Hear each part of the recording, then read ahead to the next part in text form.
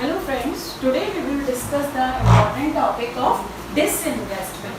Disinvestment, it is a topic in Indian economy, or basically it is important for Indian economic point of view.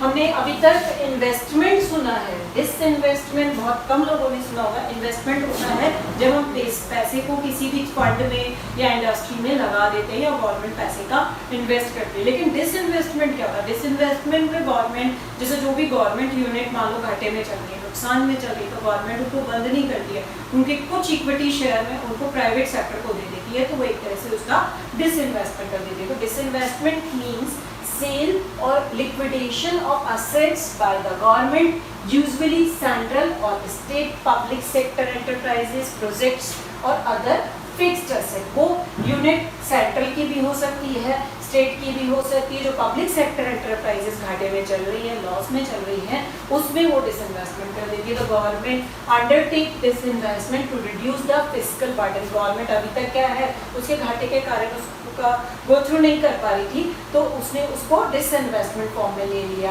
It may be done to the privatise assets. उसके जो assets हैं उनको private sector को कुछ percent में दे देती है। और however not all disinvestment is privatized. हम इसको प्राइवेटाइजेशन नहीं कह सकते। प्राइवेटाइजेशन में तो कम्प्लीटली प्राइवेट का हो जाता है। इसमें कुछ पार्ट गवर्नमेंट के पास रहता है और कुछ प्राइवेट सेक्टर के पास रहता है। Some of the benefits of disinvestment are that it can be helpful in long term growth of the country. क्योंकि अब कंट्री के पास पैसा तो लिमिटेड ही होता है। अब जैसे इंडिया हमारा मिक्स्ड इकोनॉमी है, जिसमें हम जानते हैं हमारे यहाँ पे private sector as well as government sector work करते हैं। अब जब सरकार घाटे में चल रही है तो वो कुछ परसेंट प्राइवेट सेक्टर के पास जाने की कोशिश करेगी, तो वो डिसइन्वेस्टमेंट करेगी। तो इससे लॉन्ग टर्म में सरकार को फायदा होता है, क्योंकि उसकी इनकम बढ़ जाती है। ऑब्वियसली और प्राइवेट के पास चला जाता है तो वो प्रॉफिट जनरेटिंग होता है, वो काम चाहता है। गवर्नमेंट में तो करप्शन बहुत ज़्यादा होता है। During the mid 1991 onwards, economic scenario of the country has change with the onset of liberalisation और ग्लोबलाइजेशन। हम जानते हैं कि 1991 में हमारा लिबरलाइजेशन हुआ था, ग्लोबलाइजेशन हमारी इकोनॉमी को ग्लोबलाइज कर दिया था, जिसको हम शॉर्ट में बोलते हैं LPG, L for liberalisation, P for privatisation and G for globalisation. तो उसमें भी इस सिनेरियो को अपनाया गया था। जो प्राइवेट पब्लिक सेक्टर यूनिट्स नुकसान में चल रही थी, उनमें डिसइन्वेस्टमेंट कर दिया गया था। तो ये बेसिक उसका फॉर्म आ गया था डिसइन्वेस्टमेंट का। नेक्स्ट मैं आपके साथ कुछ ऑब्जेक्टिव भी डिस्कस करना चाहूँगी कि डिसइन्वेस्टमेंट के क्या ऑब्जेक्टिव हैं, क्या फ़ायदा होता है इससे गवर्नमेंट को। Reducing the fiscal burden of the exchequer. अब जो यूनिट काम कर रही है वो पहले भी घाटे में चल रही थी, तो उसका जो फिस्कल बर्डन है, उसका जो नुकसान है, उसको हम कम कर सकते हैं। पब्लिक फाइनेंस बढ़ता ही बढ़ता है, सरकार की इनकम बढ़ेगी बढ़ेगी, क्योंकि सरकारी खर्चे पे ना होकर के वो प्राइवेट खर्चे पर आ रहा है, पर वो नेशनल इनकम या और फॉर्म में सरकार के पास इनकम के फॉर्म में आ जाएगा। Encouraging private ownership. अब जब कोई चीज़ प्राइवेट में चली जाती है तो उसकी क्वालिटी बेटर हो जाती है, क्योंकि प्राइवेट आदमी प्रॉफिट पे काम करता है। वो हमेशा सबसे पहला अपना क्या देखता है? प्रॉफिट देखता है। तो उसमें मैनेजमेंट सुधर जाता है, वो एक बड़ी चीज़ है। Funding growth and development programme है, जो ग्रोथ और डेवलपमेंट के जो प्रोग्राम्स हैं उनमें फंडिंग हो पाती है प्रॉपर ढंग से। Maintaining and promoting competition in market. अब क्या होगा, जो यूनिट घाटे में चल रही थी अब वो बेटर तरीके से काम करने लग जाएगी, क्योंकि वो प्राइवेट के पास चली गई है। प्राइवेट के पास जाने से क्या होगा, वो मार्केट में टिकने लायक स्थिति में भी आ जाएगी, कॉम्पीट कर पाएगी मार्केट की सिचुएशन से, क्योंकि पहले वो घाटे में चलने के कारण मार्केट में कॉम्पीट नहीं कर पा रही थी। अब इम्पॉर्टेंस ऑफ डिसइन्वेस्टमेंट, ये भी बहुत जरूरी है हमारे लिए। Presently government is about ₹2 lakh crore lock up to PSUs, जो पब्लिक सेक्टर यूनिट्स हैं उनके लिए गवर्नमेंट ने अभी एक अमाउंट फिक्स कर दिया। Disinvestment of the government stake is thus the part to significant. The importance of disinvestment lies in utilisation of fund. अब डिसइन्वेस्टमेंट होता है तो फंड का प्रॉपर यूटिलाइजेशन हो पाता है, क्योंकि पहले क्या है, जो सरकार के यूनिट्स वर्क प्रॉपर नहीं कर पा रही थी, भ्रष्टाचार चल रहा था, करप्शन चल रहा था, लेकिन डिसइन्वेस्टमेंट होने से वो प्रॉपर वर्क कर रही है। फाइनेंसिंग, इंक्रीजिंग फिस्कल डेफिसिट है। अब वो इंक्रीज जो फिस्कल डेफिसिट जो था हमारा, उसको भी फाइनेंस कर पा रही है। Financing large scale infrastructure development, जो मैंने अभी आपको बताया था, लगभग उसी से रिलेटेड है। बड़े यूनिट में वो इन्वेस्ट करने लायक स्थिति में आ पा रही हैं for investing in the economy to encourage spending.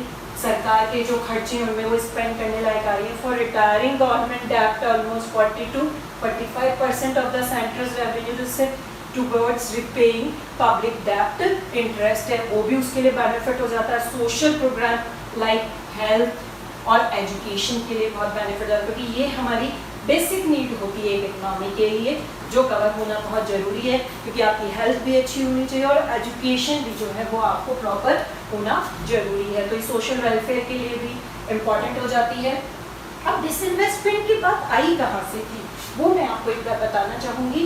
Was flagged of in 1991 without any clear out of objective. The stated objective was to raise resource to finance fiscal deficit के form में आया था। The government of India set up a committee, एक Rangarajan committee का नाम आपने सुना होगा। जो उस टाइम की सरकार थी उसने एक कमेटी गठित की थी, जिसके chairperson former RBI governor C Rangarajan थे। उन्हीं के नाम पर इस कमेटी का नाम भी रखा गया था 1993 में।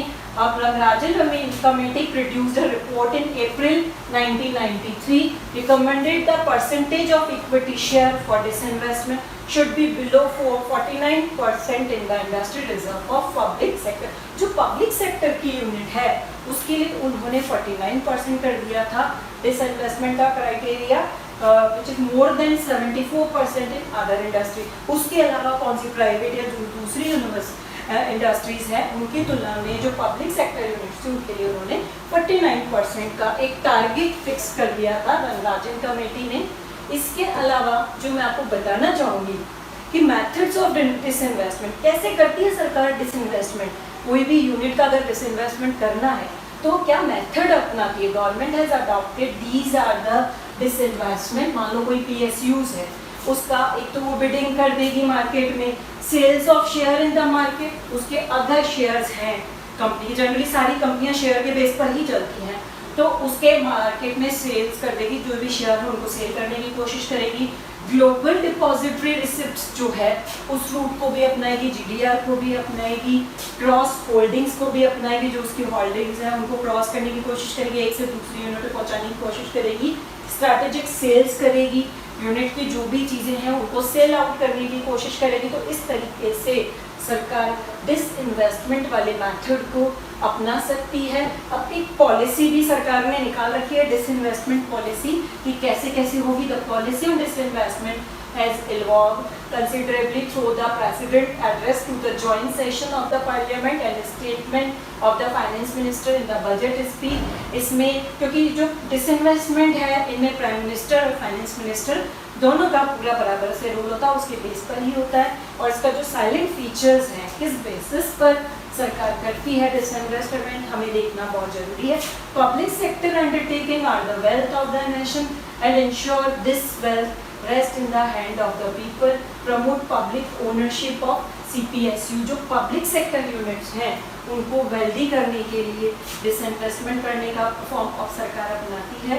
By pursuing disinvestment through minority stake sale listed CPSC, the government will retain majority shareholding, that is at least 51% of the shareholding and management control of the public sector unit, यानी 51% के share holding के base पर सरकार इसको कर सकती है। यह पॉलिसी सरकार ने अपना रखी है। Strategic disinvestment by way of sale substantial portion of government share holding identified CPSC up to 50% और more than along transfer to the management control. तो सरकार ने कुछ तरीके अपना रखे हैं डिसइन्वेस्टमेंट पॉलिसी को अपनाने के लिए।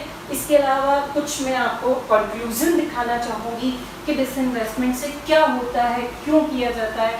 The union government is likely to keep the disinvestment estimates at almost the same level as the current fiscal. अभी भी सरकार की वही पॉलिसियाँ चल रही हैं जो अभी तक चल रही थी डिसइन्वेस्टमेंट के लिए। Current fiscal target is 1.05 trillion which was upgraded from 90,000 crore जो था हमारा, उसको बढ़ा करके हमने 1.05 ट्रिलियन कर दिया है।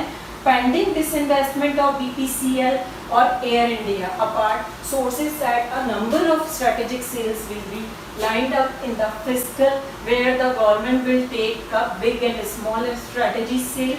PSU will also bring in downstake many PSUs to below 51%. अभी एयर इंडिया और BPCL का जो प्रॉब्लम चल रहा है उसको देखकर उनके लिए भी डिसइन्वेस्टमेंट का फॉर्म सरकार लेकर आई है.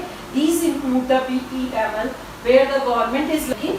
काफ़ी इंटरेस्टिंग टॉपिक है और जीके के हिसाब से भी बहुत इंपॉर्टेंट है और इकोनॉमिक्स में तो हर फेज पर आता है. प्लीज़ मेरी वीडियो को लाइक एंड सब्सक्राइब जरूर कीजिएगा.